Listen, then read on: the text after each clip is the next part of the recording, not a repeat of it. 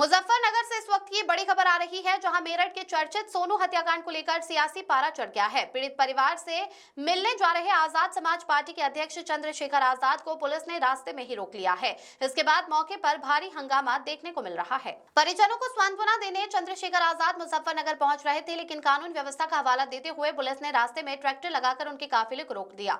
Police द्वारा रोके जाने पर चंद्रशेखर आजाद का गुस्सा फूट पड़ा। उन्होंने बेहद तल्ख तेवर अपनाते हुए पुलिस अधिकारियों के सामने बड़ी बात कह दी। चंद्रशेखर आजाद, मेरे माथे में गोली मार दो, लेकिन मुझे अपनों से मिलने से कोई नहीं रोक सकता। मैं हर हाल में पीड़ित परिवार के पास जाऊंगा। मौके पर भारी पुलिस बल तैनात है। जिले के आला अधिकारी चंद्रशेखर को समझाने की कोशिश कर रहे हैं कि आगे जाने से स्थिति बिगड़ सकती है, लेकिन चंद्रशेखर अपनी जिद पर अड़े हैं। समर्थकों की भारी भीड़ और पुलिस के बीच जबरदस्त नोकझोंक जारी है। फिलहाल मुजफ्फरनगर बॉर्डर पर तनाव की स्थिति बनी हुई है। पुलिस उन्हें वापस भेजने की कोशिश कर रही है, तो वहीं चंद्रशेखर का कहना है कि जब तक वो परिजनों का दर्द साझा नहीं कर लेते, तब तक वहां से पीछे नहीं हटेंगे। इस खबर पर हमारी नजर लगातार बनी हुई है। Bureau report. एक मिनट में शांत हो जाइए।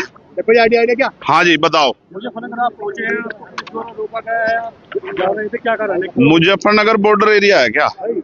जो मुजफ्फरनगर में कोई किसी के दुख में शामिल नहीं होने जा सकता है। भाई पुलिस का काम है अपराध रोकना।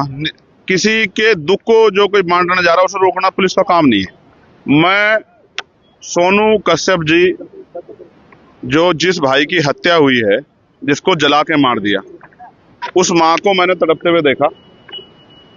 उसकी बहन को मैंने बड़ी को तड़पते देखा। उन्होंने कहा कि हमारा अकेला सहारा था, वो हमसे छीन लिया। मैं भाई का फर्ज निभाने के लिए, उनके आंसू पूछने, एक बेटा बनने के लिए वहां जा रहा था। ये मेरा फर्ज भी है। चुनाव के समय तो हर कोई जाता है वोट मांगने के लिए, तमाम तरह की मीठी मीठी बातें करने के लिए। दुख में जो साथ खड़ा वही अपना होता है। मैं अपना होने का फर्ज निभाने जा रहा था, मगर मुझे पता लगा कि यहाँ अचानक से हमारे सम्मानित जो अधिकारी, उन्होंने ट्रैक्टर ट्रॉली रोक के वो मेरे सामने आ गए। अब वो मुझसे कहना है कि आप नहीं जा सकते हो। मैं ये पूछना चाहता हूँ कि भाई क्यों नहीं जा सकता हूँ? घटना यहाँ की नहीं है, घटना मेरठ में हुई। क्या किसी परिवार को उत्तर प्रदेश में, जो पिछड़े वर्ग का परिवार है, कमजोर वर्ग का परिवार है, क्या उसको सांत्वना देना भी अपराध हो गया?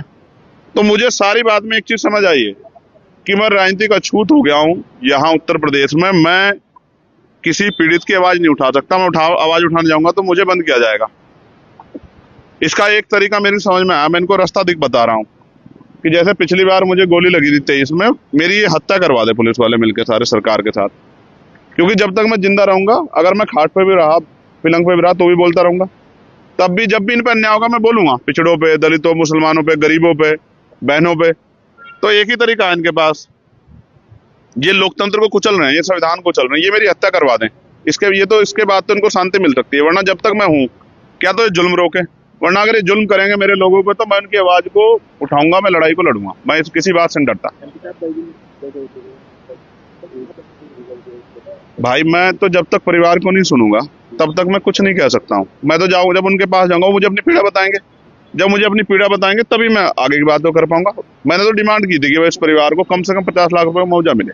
क्योंकि देखो मेरी बात सुनो, आप भी पत्रकार साथी हो, अगर आपके साथ कोई दुर्घटना हो जाए, आपके बच्चों क्या होगा? भाई कमाने वाला था, वो चला गया, उसकी बुजुर्ग माँ, उसका क्या होगा? 10 दिन तो सब आएंगे।